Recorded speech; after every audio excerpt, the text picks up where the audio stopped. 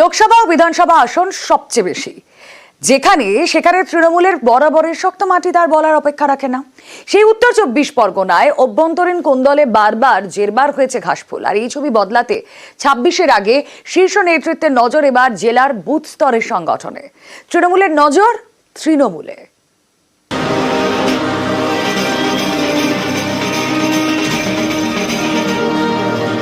উত্তর 24 পরগনা, এই জেলা থেকে 5 জন সংসদে যান, 33 জন বিধানসভায়। পশ্চিমবঙ্গের আর কোনো জেলায় এত আসন নেই। এই উত্তর 24 পরগনায় বরাবরই তৃণমূল ঝড় তুলে ভোটে জিতেছে। আবার এই জেলাতেই বারবার দেখা গিয়েছে ঘাসফুলে কোন্দল, যার রেশ পৌঁছেছে তৃণমূল স্তরেও। এই অবস্থায় শাসক দলের শীর্ষ নেতৃত্বের নজর এবার বুথ স্তরের সংগঠনে।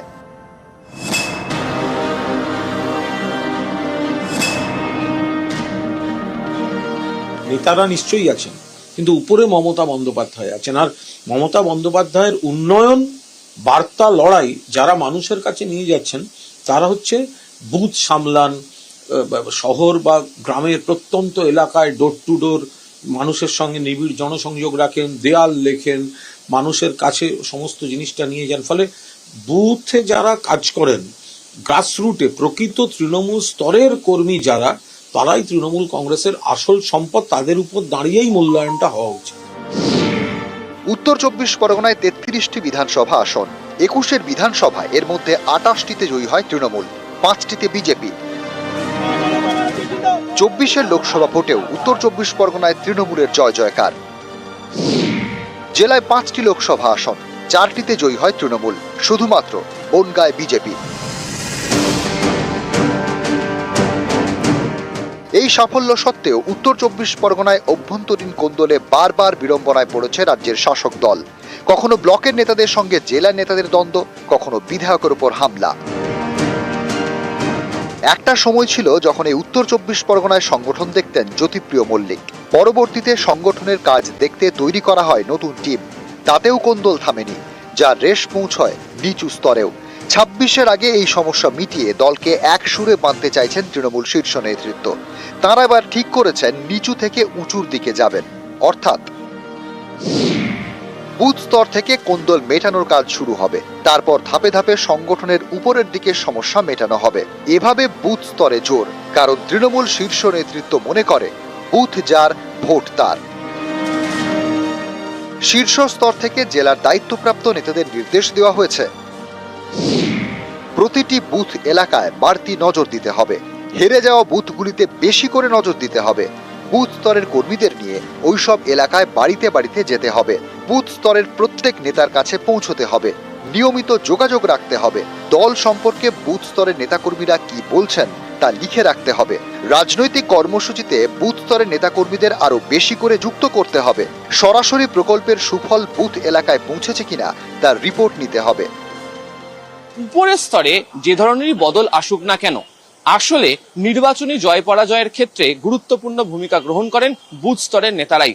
তাই সমস্ত দ্বন্দ্বকে দূরে সরিয়ে রেখে বুথ কমিটিগুলো যাতে এখন থেকেই 26-এর নির্বাচনের আগে সক্রিয় ভূমিকা গ্রহণ করতে পারে, সেই বার্তাই উত্তর 24 পরগনার নেতৃত্বকে দিয়ে রাখছে তৃণমূলের শীর্ষ নেতৃত্ব। ক্যামেরায় কুণাল চৌধুরীর সাথে আবির ঘোষাল, নিউজ 18 বাংলা, কলকাতা। 24-এর লোকসভা ভোটে চুঁচুড়ায় কেন পিছিয়ে তৃণমূল? উত্তরের খোঁজে পথে নামলেন স্বয়ং তৃণমূল বিধায়ক।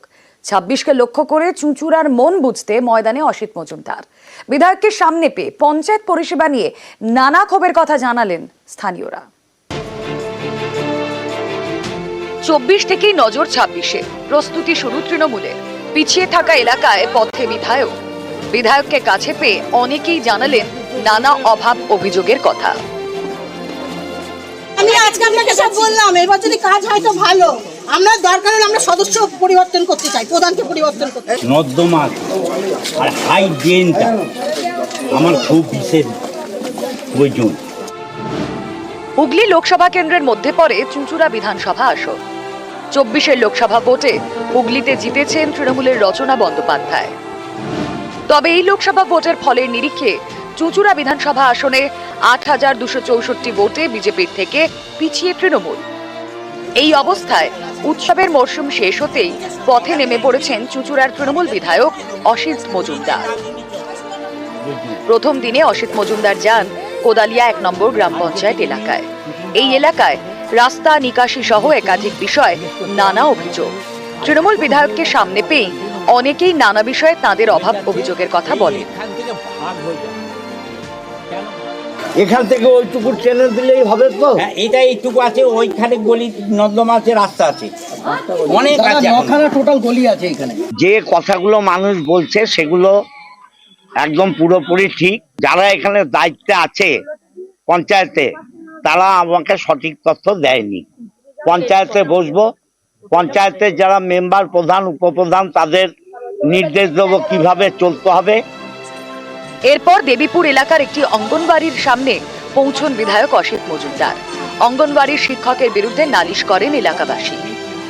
সাড়ে 11টায় ক্যান দেয়, বাচ্চা বসে না, খাবার দিয়ে দিচ্ছে, ক্যান নিয়ে যাচ্ছে, কাঁচা ডিম দিয়ে দিচ্ছে, এক পাড়াতে 2 বিচার হয়, আপনারা বলুন দাদা। এরা 10টার সময় গিয়ে ঘুরে চলে এসেছে, অন্যদিকে অন্য বিচার করছে, এবার 10টা চলে আসছে। বলুন, আমি মিথ্যা বলছি? আপনারাই বলুন। 3 বছরের বাচ্চা নিয়ে যাওয়া হয়, আপনার বিরুদ্ধে অ্যাকশন নিতে বাধ্য হবো। কিন্তু আপনি হেল্পারকে জিজ্ঞেস করুন। আমি ওইসব হেল্পার জানি না, মানুষের কথাই জানি। ও তো বলছে 10টায় যে ফিরে এসছে। আপনার শত্রু নাকি এরা? একটা বাচ্চা, গরিব বাচ্চা, সে স্কুলে যায়নি, আপনার উপর রাগ করে। আপনার দায়িত্ব ছিল না এসে নিয়ে যাওয়া? আপনাকে বিধায়ক ধমক দিলেন, কি বলবেন? না, এটা আমি অন্যায় করলে উনি বলতেই পারেন। এদিন এক সময় দেবীপুর খেয়ালি সংঘ এলাকায় যান তৃণমূল বিধায়ক অসিত মজুমদার। সেখানে আবার বিধবা ভাতা ও বার্ধক্য ভাতা নিয়ে বিধায়কের কাছে নালিশ। শাশুড়ির হয়ে বিধায়কের কাছে সরব হন স্থানীয় বাসিন্দা লক্ষ্মী রায়ের ছেলের বউ। অভিযোগ, দুয়ারে সরকার সহ প্রশাসনের বিভিন্ন দপ্তরে বারবার জানিয়েও কোনো সুরাহা হয়নি। হয়তো বললাম মায়ের বার্ধক্য ভাতাটা মানে 10 বার 15 বার জমা দিয়েছি, এখনো পর্যন্ত হয়নি। খালি আমাদের একবার বলছে ব্লকে যাও, একবার বলছে পঞ্চায়েতে যাও, আমরা এরকম করে ঘুরিয়ে যাচ্ছি। আর সদস্যকেও বলে যাচ্ছি, কিচ্ছু হচ্ছে না। সদস্য বলছে আজ করবো, কাল করবো, করে কোনো ইয়ে নেই। 26কে টার্গেট করে পশ্চিম মেদিনীপুরের পিংলাতে এদিন তৃণমূলের সাংগঠনিক বৈঠক হয়। উপস্থিত ছিলেন জেলা সভাপতি, ব্লক সভাপতি ও বিধায়করা। নিউজ 18 বাংলা। উত্তরের চা শ্রমিকদের মন পেতে তৎপর বিজেপি। চা শ্রমিকদের পিএফ এর সমস্যাকে হাতিয়ার করতে চলেছে পদ্ম শিবির। পিএফ অফিসে দালাল চক্রের অভিযোগ সাংসদ মনোজ টিঙ্কার। সংসদের শীতকালীন অধিবেশনে এই বিষয়ে সরব হবেন বলে জানিয়েছেন আলিপুরদুয়ারের বিজেপি সাংসদ। পাল্টা কটাক্ষ তৃণমূলের। শ্রমিকরা যারা 58 বছর 60 বছর পিএফ এর বাগানে কাজ করেছে, রৌদ্রে বৃষ্টিতে, ঝড় বৃষ্টিতে, সাপ এগুলো করে নিয়ে তার পিএফ এর টাকাগুলো এখান থেকে, যারা কিছু অসাধু স্টাফরা এখানে আছে, অফিসাররা কিছু আছে, তারা দালালদের সাথে মিলে গরিব মানুষের পিএফ এর টাকা তুলে খেয়ে দিচ্ছে। তাদের বিরুদ্ধে আমি অভিযোগ করেছি, ভার্বালি আমি পিএফ কমিশনারকে বলেছি, যদি এটা না রোকা হয় তাহলে কিন্তু আগামী দিন বড় ধরনের আন্দোলন এখানে হবে। পিএফ দপ্তরটা দেখেন হচ্ছে কেন্দ্রীয় সরকার, আর চা বাগানের আইনটাও চলে কেন্দ্রীয় আইন অনুযায়ী চলে। টি বোর্ড দেখেন, স্বাভাবিকভাবে আমি মনোজ টিঙ্কাজিকে বলবো, উত্তরবঙ্গের চা শ্রমিকদের আপনারা ধোঁকা দিয়েছেন। সামনে বিধানসভা নির্বাচন আসছে আর 1 বছর পরে, তাই একটু বাজার গরম করবার জন্য আপনারা এই সমস্ত কথা বলে বেড়াচ্ছেন। যে সমস্ত চা বাগানের মালিকদের বিরুদ্ধে আপনাদের অভিযোগ করার ছিল করে দেন, নিশ্চয়ই তাদের বিরুদ্ধে পুলিশ প্রশাসন ব্যবস্থা নেবে। ট্যাব জালিয়াতিতে গ্রেফতার আরো 2। ট্যাব জালিয়াতিতে পুলিশের জালে আরো 2। চোপড়া ইসলামপুর থেকে গ্রেফতার 2 জন। ট্যাব জালিয়াতিতে হাওড়া পুলিশের জালে জুলফিকার আলী। ট্যাব জালিয়াতিতে ধৃত জুলফিকার আলী ইসলামপুরের বাসিন্দা। ট্যাব জালিয়াতিতে ঝাড়গ্রাম পুলিশের হাতে গ্রেফতার ওমর ফারুক। চোপড়ার দাসপাড়ার বাসিন্দা ওমর ফারুক।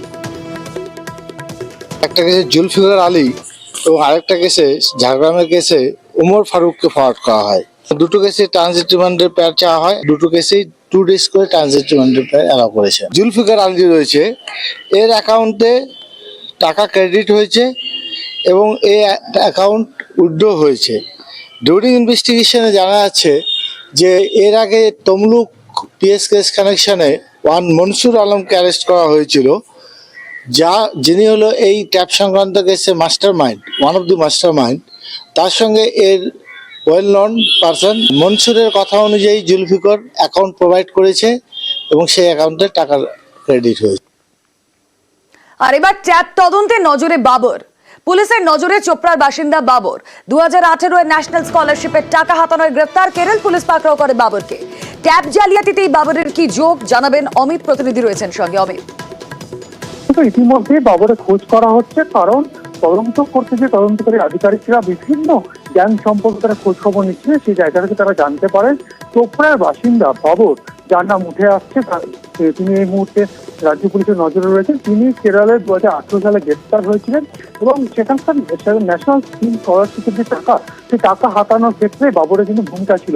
অর্থাৎ চোপড়ায় বসে তিনি সেই জালিয়াতি করেছেন এবং একই কায়দাতে ট্যাবের টাকা কিন্তু আত্মসাৎ করে থাকতে পারেন বলে মনে করছেন রাজ্য পুলিশের গোয়েন্দারা। সেই জায়গা থেকে এই মুহূর্তে বাবর এবং বাবরের সঙ্গে আরো বেশ কয়েকজন এই গ্যাংয়ের সঙ্গে যুক্ত রয়েছে এমনটা তারা মনে করছেন। সেক্ষেত্রে বিভিন্ন গ্যাং বিভিন্ন জেলার ক্ষেত্রে কাজ করছে এমনটা প্রাথমিক তদন্ত মনে হয়েছে। সেক্ষেত্রে পূর্ব মেদিনীপুরে যে সমস্ত অভিযোগ জমা পড়েছিল, সেই সমস্ত গ্যাংয়ের ক্ষেত্রে চোপড়ার এই বাবরের হাত থাকতে পারে বলে মনে করা হচ্ছে। একই সঙ্গে ঝাড়গ্রামের যে জালিয়াতি, সেই জালিয়াতিতেও চোপড়ার এই বাবরের গ্যাংয়ের হাত থাকতে পারে। অন্যদিকে পূর্ব বর্ধমানের ক্ষেত্রে অন্য গ্যাং কাজ করছে এমনটাই মনে করছেন তদন্তকারী আধিকারিকরা। সেই জায়গা থেকে বাবর সম্পর্কে ইতিমধ্যে খোঁজখবর শুরু করা হয়েছে এবং বাবর ছাড়াও বাবরের অন্যান্য সহযোগী তারা এই গ্যাংয়ের সদস্য, তাদের সম্পর্কে বেশ আমাদের নজর থাক।